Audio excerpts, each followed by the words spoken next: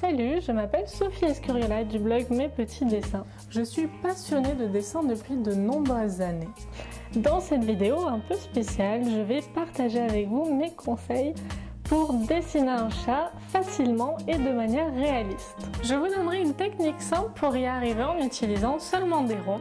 Et enfin, vous observerez par-dessus mon épaule comment je dessine un chat d'après modèle, étape par étape. Maintenant, on va voir rapidement les parties qui caractérisent le chat et comment elles fonctionnent. La tête, contenant les yeux, la truffe et les oreilles. La vision du chat et son sens le plus développé. Les pattes avant et les pattes arrière liées au pelvis et à l'omoplate. Dessiner un œil. Commencez avec une forme bien ronde, assez basique, et avec les extrémités placées comme ceci en diagonale. Et n'exagérez pas trop la fermeture de la paupière du haut qui donnera un air énervé à votre petit chat. Ajoutez des paupières autour de votre œil. Elles viennent amplifier le regard. La paupière est en volume. Elle projette donc une ombre sur l'iris qu'il ne faut pas oublier de faire. L'œil a une forme bombée, il faut donc ajouter de la profondeur en gardant bien à l'esprit que les bords doivent être plus sombres que le centre. La pupille s'adapte automatiquement à l'intensité de la lumière, même la plus faible. Elle est très fine en forte lumière et se dilate jusqu'à former un cercle parfait dans la pénombre. On a déjà rapidement quelque chose de sympa. Dessinez la truffe. Dessinez un triangle tout simple comme une part de fromage. Le trait vertical sépare le nez en deux moitiés identiques. Placez deux petits trous, comme ceci pour les narines. Arrondissez les angles, mais il lui manque quelque chose. Il semble trop plat, il n'est pas assez en volume et en 3D.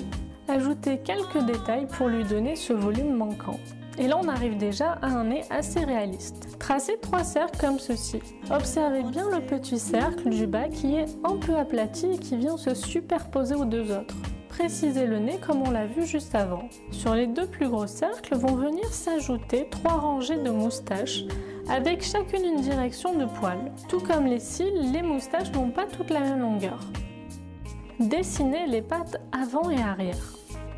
Les pattes sont pourvues de 5 griffes rétractiles avec des petits coussinets, dont seulement 4 touchent le sol, le pouce restant à l'écart.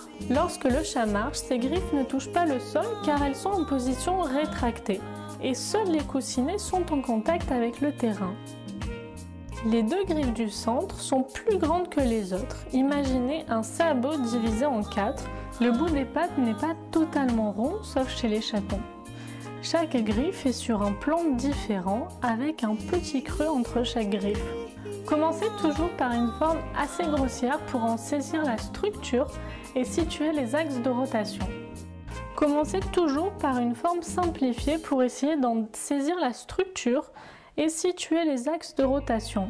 N'oubliez pas le petit pouce latéral qui est assez difficile à placer, mais retenez cette petite astuce.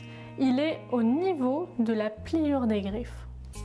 Les pattes arrière sont un peu plus complexes. Pour moi, c'est clairement la partie la plus délicate à dessiner. Imaginez le chat en train de prendre appui pour sauter en l'air pour avoir bien en tête la structure de ses pattes. Ne simplifiez pas trop ces deux pattes arrière et gardez bien en tête qu'elles sont plus puissantes et plus épaisses que les pattes avant.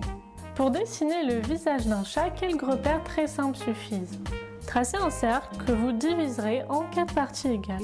Les yeux se positionnent au centre de la tête et l'espace entre les deux yeux est identique à celui d'un œil.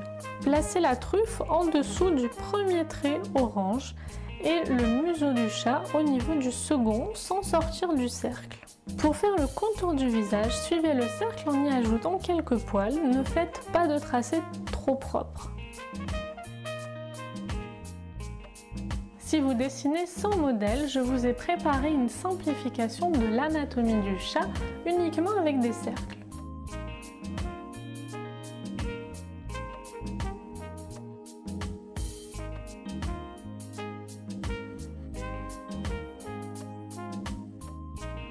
Si comme moi vous préférez dessiner d'après nature, gardez quand même cette technique en tête, elle peut vous être utile à comprendre les poses du chat. Allez, maintenant on va dessiner mon chat.